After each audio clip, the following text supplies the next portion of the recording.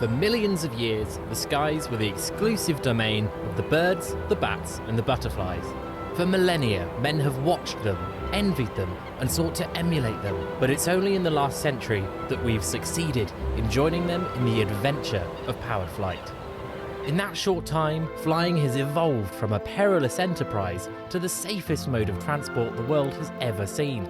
We owe much of that to the developing technology, but it's also due to the skill and training of those who operate the planes, the pilots.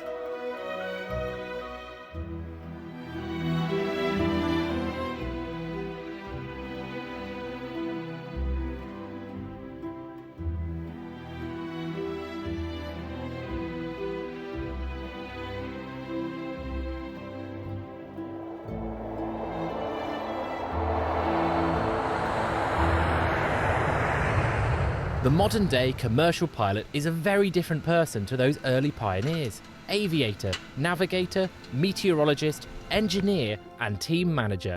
The contemporary pilot needs all of these skills to operate in the modern aviation industry. In this program, we will follow a number of people from their initial flying experience through to their opening position as a first officer in the cockpit of a commercial aircraft, turning a passion for flying into a substantial career. It's a journey not without risks, but a destination with huge rewards. Why do they do it? So what could you say that you're letting me in for in this career then? Crikey, thrills and spills, lots of money, lots of travel, and the best office view in the world. That's exactly why I took up this sort of career path. It's definitely the view. There you go. Definitely. I mean, it has its perks and its charms. You've got the best view in the world for a start. You can't beat it. And also, there's a lot of aspects around the actual flying part, which is fun. And it is incredibly rewarding. You physically land the aircraft. There's no buzz like it. Right, how you doing? Very good. Straight to a loop? Why not? Here we go.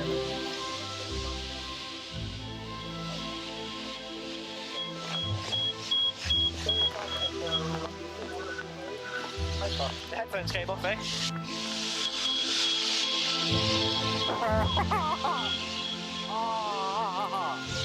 I am so glad I did not eat before. I told you wouldn't have. Yeah. And this isn't really aerobatics. I just find it quite fun, to be honest. But I like to, when you've got the opportunity to play with these here, you do. So, what should we do with this?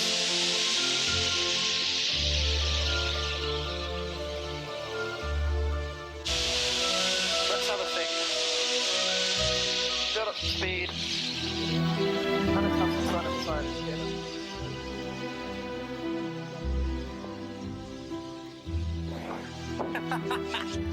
Amazing.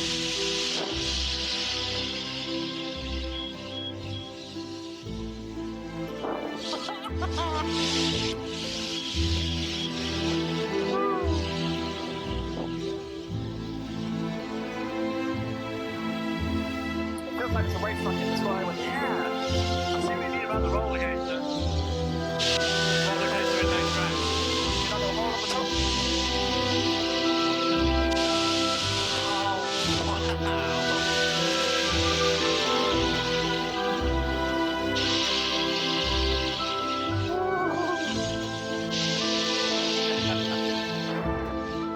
The public perception of an international airline pilot is a glamorous one, exciting, well-paid, with lots of travel to spectacular and exotic locations. For those who reach the pinnacles of their profession as a captain of a major flagship airline, this is still a thrilling career.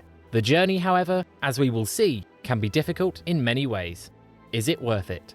Once you've put in the hours of study and thousands of pounds in tuition and examination fees, is there still going to be a rewarding career there? The world of international aviation is one in a constant state of flux and is subject to a host of external factors: the global and domestic economy, political upheavals, military conflicts, and the price of oil. An erupting volcano can throw flight schedules round the world into a mass of confusion.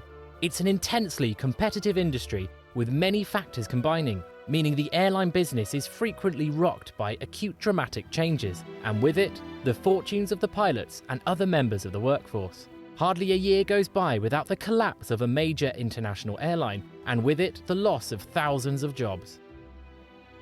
However, in 2019, Boeing published their Pilot and Technician Outlook and forecast that there will be a need to train about 800,000 new pilots over the next 20 years to maintain the world fleet. Is that a forecast that people in the UK industry agree with? So we're here today with Wendy Percy, who's Head of Membership and Careers for BALPA, the British Airline Pilots Association. Can you explain a little bit about who and what BALPA do? Yeah, BALPA is effectively a trade union professional association representing UK pilots with over 10,000 members at the moment. We represent and negotiate terms and conditions when we're recognising the airlines and promote safety. So with Boeing's recent market outlook, do you agree with any of their predictions of like an alarming shortage of pilots over the next 20 years? The predictions that come out regarding pilot shortages have been the same message for about 30 years. But as you just highlighted, the message is coming out actually from the aircraft manufacturers. And as yet, that kind of prediction hasn't come true, particularly in the European market. The Middle East, China and US, slightly different. They have experienced pilot shortages, and we have seen some of our experienced pilots going there to plug the gap. However, in recent years, Emirates Airlines, for example, have started up their own flight training academy. So in essence, they are going to be actually growing their own pilots in the future. So that kind of fall and mobility movement will actually stop from the UK. We're also seeing passenger numbers increase worldwide, and there's no secret about that. But what airlines are doing is using advanced technology in bigger aircraft, therefore they can take the same passenger numbers or more, therefore eliminating the need to bring in more aircraft, more pilots, and actually showing better return on the business model of running an airline. We have a situation in the US at the moment where you could argue there is a pilot shortage. That was self-created after a significant flight safety incident.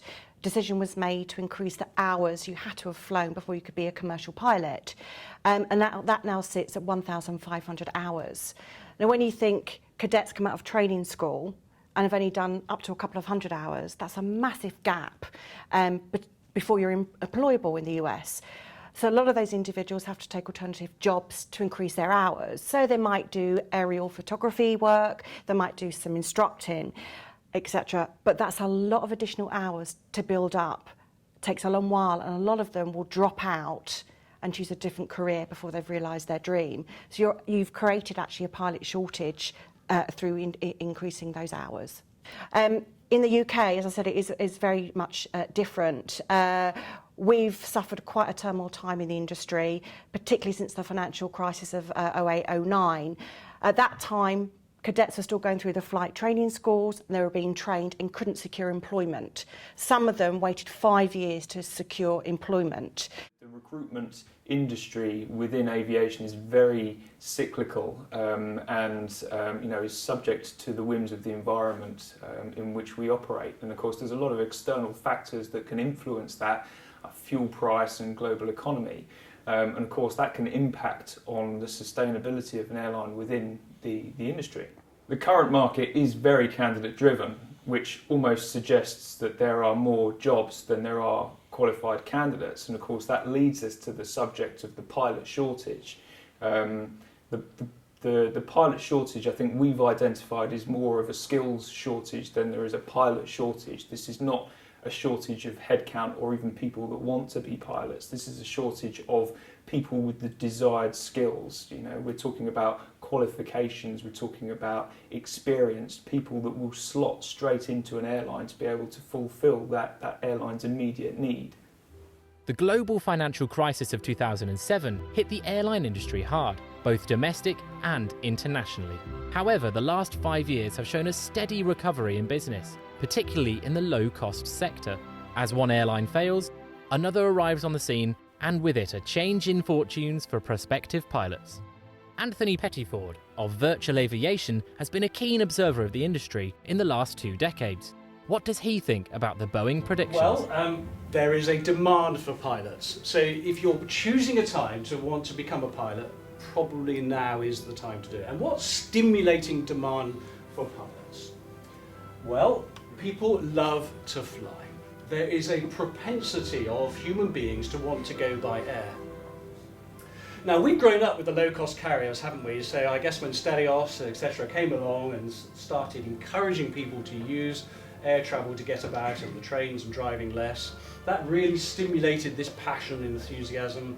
And of course Ryanair in the early days with their 111s and then moving into the Boeing. So, you know, we've actually seen those low-cost carriers influencing people and their behaviours. We see in high growth economies now, particularly in Asia, is a really good example where people absolutely love to fly by air and it's more affordable. And as a consequence of that, the demand for pilots has grown and grown and grown exponentially. Now, when you consider that the predicted growth rate of absolute increase in hulls, so how many aeroplanes are going to be added over the next 20 years, the prediction that there's going to be 30,000 aeroplanes added.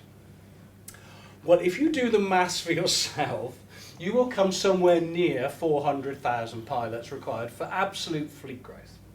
Okay, and that is a gargantuan number of pilots required. But there's another dynamic that's going on at the moment, and that's called that pilots are growing older. So we have the baby boomers, those who were born during the 50s into the early 60s, people like me, and you are unfortunately unable to continue flying past a certain age. Despite our endeavours to move it from 55 to 60 to 65, and maybe we can squeeze a bit more out, but either way, there is an age where pilots have to stop flying, and that is a retirement bulge. And that retirement bulge across the world has had a significantly skewing effect. And so we estimate that anywhere between 150 to 200,000 pilots are required just over the next 10 years alone as the baby boomers cycle through. Have to stop flying. Now, the way that some countries have overcome this, I mean, for example, in Australia and New Zealand, they add the ages together of the two pilots, provided they don't exceed 130, and they've both got medicals, they can continue to fly. So maybe we adopt that system at some point, I don't know. But either way, the retirement bulge has had a fundamental influence on demand for pilots, as well as fleet growth. Anthony's figures add up to a slightly more modest 600,000 new pilots, rather than Boeing's 800,000, needed over the next 20 years. Even if both of these forecasts are optimistic, it would seem that the world will need at least 500,000 new pilots over the next 2 decades.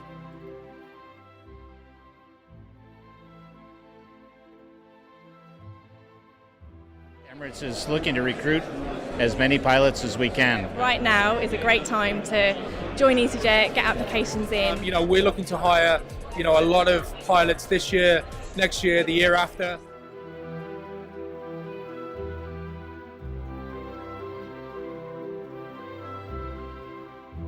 Many pilots develop their enthusiasm for flying at a formative age. Early experiences and influences from family members often help to forge a lifelong passion for aviation and the freedom of the air. So we're here today at RFC Bourne, where you had your first flying experience. Tell me about how you came about to do that. So I used to sit in the garden, look up, and there's all these little aircrafts flying around, mainly because there's a little sort of grass landing strip near my village in Willingham. And I said to my parents one year, wouldn't it be lovely to have a Christmas present that was sort of, one of these experiences, because I was doing a bit of research on the internet and I knew you could have them.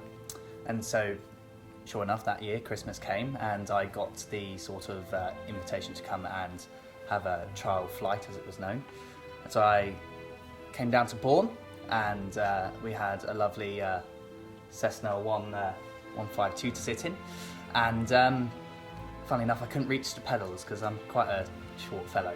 And so jacked up on 3 sort of pillows, and so I could just reach and see out the windows, and it was just mesmerising to go up.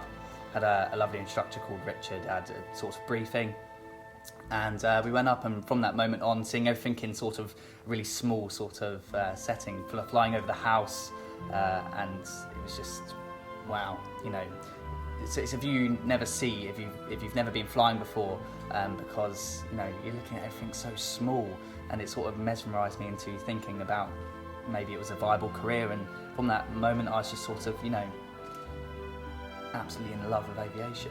So that was... I think it was about when he was 7. We were on a flight to Ibiza, and I asked the air hostess if he could go in the cockpit. That's when the days when he could go in, and that was it. From then, hook, line and sinker, really. We noticed that he started picking up aeroplane magazines when we was out shopping at Tesco's or WH Smith's, etc. And then we noticed that his encyclopedia of magazines was getting bigger and bigger, and then he just carried on talking about planes. So we knew he would be doing something to do with aerospace. Obviously, we don't know exactly which way he was going, but then I think pilot is, and then once he mentioned pilot, we haven't heard anything but pilot, basically. He drove us insane sometimes. His 14th birthday, I bought him a flight experience where he went up in a Cessna, and his face, and he just absolutely loved it. I didn't actually go up in the Cessna, but Dean did. Yeah. And he actually flew it, didn't he? Yeah. And the guy who took him up said that he was natural in the cockpit, was asking all the right questions. Basically, before they went up, obviously they do their pre-flight check, and Jamie had actually, through the magazines, he knew what ailerons were. I didn't know what an aileron was, but he knew the different parts of the plane as the instructor was talking. So he'd obviously been studying the magazines more thoroughly than I thought. And he then saved up and booked himself another flight himself. Yes. About a month and a half later. So with paper rounds and washing cars, etc. So like I say, from then on, it had to be that's what he's going to do. You know, it was a pilot, and that was it. There was nothing else. I'd always known that I wanted to be a pilot. I don't know why. I think my granddad probably had something to do with it. He was always involved in some kind of aviation engineering. I think he developed engines for helicopters. And then from that, be it sitting on his knee, playing with flight simulators, always sort of loving aviation, going to museums, those sorts of things. I just had to learn to fly. I did. It's something I always wanted to do from a very young age, actually. I can still remember probably about 11 years old, being on the flight deck of a 747 over the Atlantic and looking up at all the buttons and the switches and the view that the pilots had out the window, and thought that's something that I want to do, and was fortunate that I had very supportive parents and I was able to do it. Unfortunately, some of those early inspirational experiences are now lost to the next generation of would-be pilots. What can you no longer do that you used to be able to do when you get on an airliner? Sit in the cockpit, absolutely. You know, that wow! I'm going to go in through that door and I'm going to look at everything going on here, and you think to yourself, that's what I want to do. They're locked. So young people are denied those moments of inspiration, and it's a real tragedy that occurred as a consequence of 9/11, understandably, but we've lost that chance to stimulate that enthusiasm. So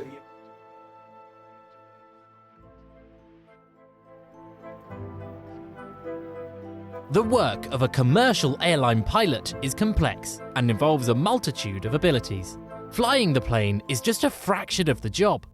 The one thing that makes quite a lot of difference is a lot of people don't realise what airline flying actually is. So everybody's got the idea that you've got your hands on the controls and you're flying, and it's very much sort of all the turns you're doing yourself, and it's a real flying experience. Airliners aren't like that. It's more planning, it's more thinking ahead. You want to let the aircraft do as much as it possibly can on the automatics, so like the autopilot, letting it turn itself. You plan the route into the aircraft so it knows when to ascend, when to descend. A lot of the work is associated with your time commitments. You don't have the weekends like anybody else does. The hours are long, although you do get adequate rest, but there's a lot of social commitments that a lot of people don't realise require sacrifice. Anthony has some sound words of advice for anyone thinking of entering the profession. Do not enter this profession, even start, unless you get some form of assessment. Go along, see whether you like it. Come to events like this. Go into the simulator, look at an aeroplane, talk to people who fly and say, hey, listen, let me learn a bit more. Let me try and make sure that I really want to do this before I embark upon a very expensive journey. Or you end up at the desk of Dave's airline and they say, sorry, you're not ready, and you spent all that money. Prospective candidates need to do some work before they even think of applying for training.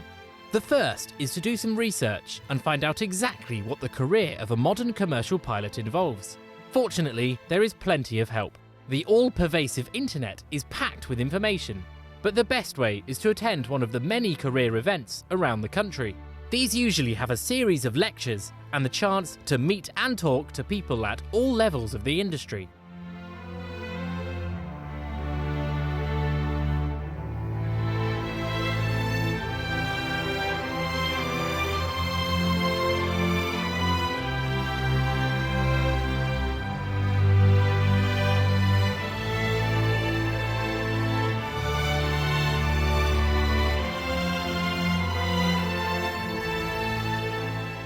The second task is to perform some aptitude tests to check that you have the abilities required to follow this career. The last task is to undergo a medical examination to obtain a Class 1 medical certificate. Many things that stopped you becoming a pilot in the past, such as short or long sight, are no longer an obstacle. But if you cannot pass the medical examination, your flying career is over before it even began.